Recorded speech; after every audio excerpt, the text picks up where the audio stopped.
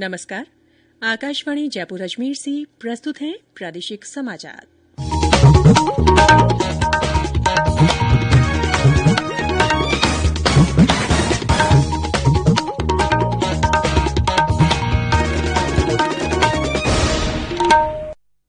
मुख्य समाचार। प्रदेश के 50 नगर निकायों में सदस्यों के चुनाव नतीजे घोषित। कांग्रेस ने 620, भाजपा ने 548 और निर्दलियों ने 595 वार्डों पर हासिल की जीत। आरबीआई ने रुपए के लेन देन की आरटीजीएस सेवा 24 घंटे के लिए शुरू की। प्रदेश में कोरोना से स्वस्थ होने की दर बढ़कर हुई 93.41%। कल संक्रमण के नए मामलों में और कमी आई। और राज्य में अधिकतर स्थानों पर न्यूनतम तापमान में कमी के बाद ठंड के असर में बढ़ोतरी। समाचारों के साथ मैं रितिका गुप्ता। कोविड-19 महामारी के खिलाफ देश एकजुट होकर लड़ रहा है। आप भी हमारे साथ सुरक्षा और बचाव की 3 आसान एहतियाती उपायों का संकल्प लें। मास्क पहनें, 2 गज की दूरी है जरूरी, सुरक्षित दूरी बनाए रखें, हाथ और मुंह साफ रखें। और अब समाचार विस्तार से। प्रदेश के 12 जिलों के 50 नगर निकायों में सदस्यों के चुनाव नतीजे घोषित कर दिए गए हैं। राज्य चुनाव आयोग के आयुक्त पीएस मेहरा ने बताया कि निकायों के 1775 वार्डों में से कांग्रेस ने 620, भाजपा ने 548, निर्दलियों ने 595, बसपा ने 7, सीपीआई और सीपीआईएम ने 2-2 और आरएलपी ने 1 सीट पर जीत हासिल की है। श्री मेहरा ने बताया कि अध्यक्ष पद के लिए आज लोक सूचना जारी होगी। नामांकन पत्र कल दोपहर 3 बजे तक प्रस्तुत किए जा सकेंगे। उन्होंने बताया कि नामांकन पत्रों की जांच 16 दिसंबर को होगी, जबकि 17 दिसंबर को दोपहर 3 बजे तक नाम वापस लिए जा सकेंगे। अध्यक्ष पद के लिए मतदान 20 दिसंबर को और उपाध्यक्ष के लिए निर्वाचन 21 दिसंबर को होगा। भारतीय जनता पार्टी के वरिष्ठ नेता और सूचना और प्रसारण मंत्री प्रकाश जावड़ेकर ने कहा है कि विभिन्न राज्यों में हाल ही में हुए चुनावों के परिणाम ये दर्शाते हैं कि लोगों को प्रधानमंत्री नरेंद्र मोदी के नेतृत्व और नीतियों पर भरोसा है। कल नई दिल्ली में संवाददाताओं से बातचीत में श्री जावड़ेकर ने किसानों से संबंधित एक प्रश्न के उत्तर में कहा कि मीडिया के जरिए बहुत सारी रिपोर्ट्स आ रही है और सरकार इन पर नजर रखे हुए है। उन्होंने कहा कि सरकार के दरवाजे बातचीत के लिए खुले हैं। उत्तराखंड के किसानों के एक प्रतिनिधि मंडल ने कल केंद्रीय कृषि मंत्री नरेंद्र सिंह तोमर से नई दिल्ली में मुलाकात कर नए कृषि कानूनों के प्रति अपना समर्थन व्यक्त किया। श्री तोमर ने कृषि कानूनों का समर्थन करने के लिए किसानों का धन्यवाद दिया। संवाददाताओं से बातचीत में कृषि मंत्री ने कहा कि किसानों ने कानूनों को समझ लिया है और उनके पक्ष में अपने विचार व्यक्त किए हैं। भारत सरकार की ओर से ऐसे सभी किसान भाइयों का हृदय से बहुत बहुत स्वागत है, बहुत बहुत अभिनंदन है। उन्होंने कृषि सुधार बिलों को समझा, उसके बारे में अपनी राय दी और अपना समर्थन व्यक्त किया। इसके लिए मैं भारत सरकार की ओर से सभी किसान भाइयों का आभार प्रकट करता हूँ। बैठक में कृषि और किसान कल्याण राज्य मंत्री कैलाश चौधरी और उत्तराखंड के शिक्षा मंत्री अरविंद पांडे भी मौजूद थे। ये किसानों का तीसरा प्रतिनिधि मंडल है जिसने श्री तोमर से मुलाकात कर कृषि कानूनों के प्रति समर्थन व्यक्त किया है।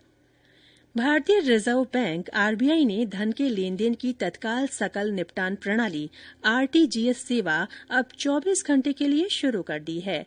आरबीआई के गवर्नर शक्तिकांत दास ने इस बारे में घोषणा की। एक ट्वीट में उन्होंने कहा कि आरटीजीएस सेवा कल रात से वर्ष के सभी दिन और 24 घंटे उपलब्ध कराने का फैसला किया गया है। रिजर्व बैंक के गवर्नर ने कहा कि भारत आरटीजीएस प्रणाली पूरे वर्ष और 24 घंटे संचालित करने वाले कुछ गिने चुने देशों में शामिल हो गया है। आरबीआई के इस कदम का उद्देश्य देश में डिजिटल भुगतान को बढ़ावा देना है। आरटीजीएस प्रणाली के माध्यम से बड़ी राशि का तत्काल लेन देन किया जा सकता है। केंद्रीय वित्त मंत्री निर्मला सीतारमण अर्थव्यवस्था से जुड़े विभिन्न क्षेत्रों के विशेषज्ञों के साथ आज से नई दिल्ली में बजट पूर्व विचार विमर्श शुरू करेंगी। 2021-2022 के आम बजट के सिलसिले में आयोजित की जा रही इन बैठकों का आयोजन वर्चुअल तरीके से किया जाएगा। पहला विचार विमर्श देश के शीर्ष उद्योगपतियों के साथ किया जाएगा, जो आज 2 सत्रों में होगा।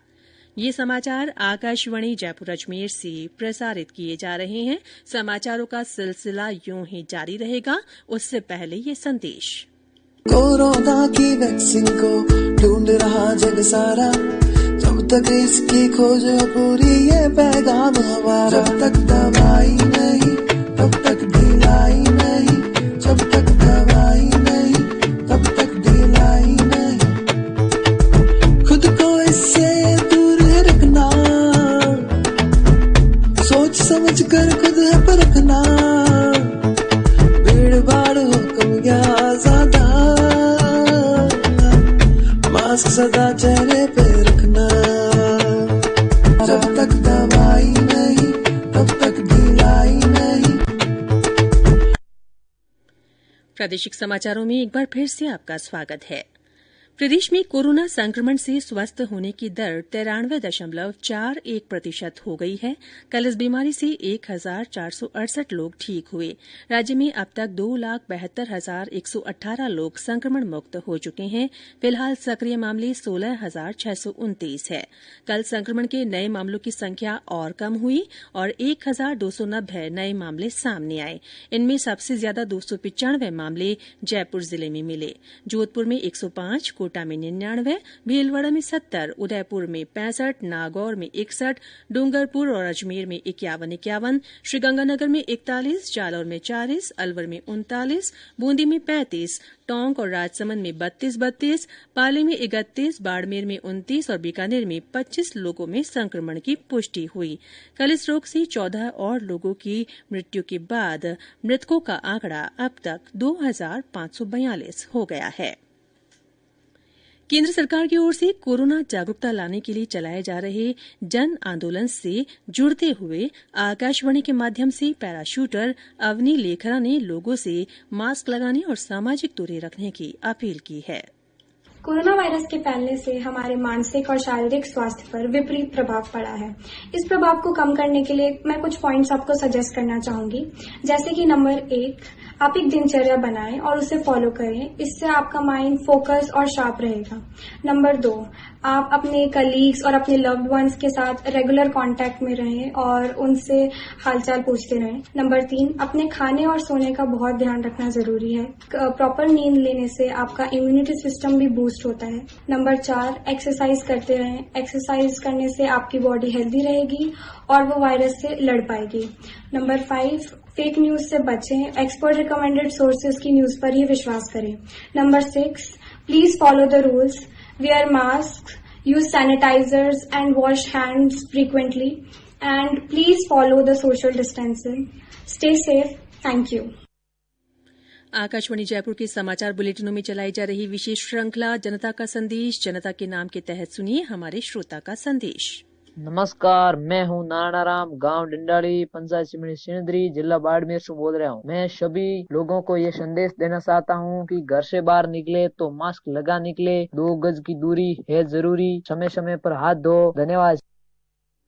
आकाशवाणी के अन्य श्रोता भी कोरोना जन जागरूकता आंदोलन से जुड़ सकते हैं। इसके लिए आपको अपना संदेश रिकॉर्ड कर या टाइप कर हमारे व्हाट्सएप नंबर 9414052368 पर भेजना है। सीमा सुरक्षा बल बीएसएफ की ओर से विजय दिवस के उपलक्ष्य में कई आयोजन हो रहे हैं। इसी कड़ी में बीकानेर से लगती अंतर्राष्ट्रीय भारत पाक सीमा पर कल देर रात कावेरी सीमा चौकी पर बैटन रिले रेस का शुभारंभ किया गया। 180 किलोमीटर की इस रेस में करीब 800 पुरुष और महिला जवान हिस्सा ले रहे हैं। ये रेस आज सुबह अनूपगढ़ सेक्टर में कैलाश पोस्ट पर संपन्न होगी। प्रदेश में सर्दी का असर बढ़ रहा है। बीकानेर सहित कुछ स्थानों पर शीतलहर और कोहरे के कारण जनजीवन प्रभावित है।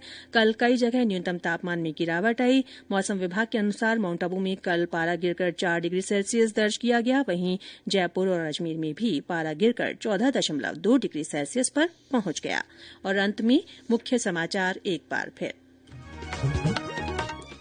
प्रदेश के 50 नगर निकायों में सदस्यों के चुनाव नतीजे घोषित हो गए हैं। कांग्रेस ने 620, भाजपा ने 548 और निर्दलियों ने 595 वार्डों पर जीत हासिल की है। आरबीआई ने रुपए की लेन देन की आरटीजीएस सेवा 24 घंटे के लिए शुरू कर दी है। प्रदेश में कोरोना से स्वस्थ होने की दर बढ़कर 93.41% हो गई है। कल संक्रमण के नए मामलों में और कमी आई है। और प्रदेश में अधिकतर स्थानों पर न्यूनतम तापमान में कमी के बाद ठंड के असर में बढ़ोतरी हो गई है। इसी के साथ प्रादेशिक समाचार बुलेटिन समाप्त हुआ। हमारा अगला बुलेटिन हिन्दी में दोपहर 12:30 बजे प्रसारित होगा। नमस्कार।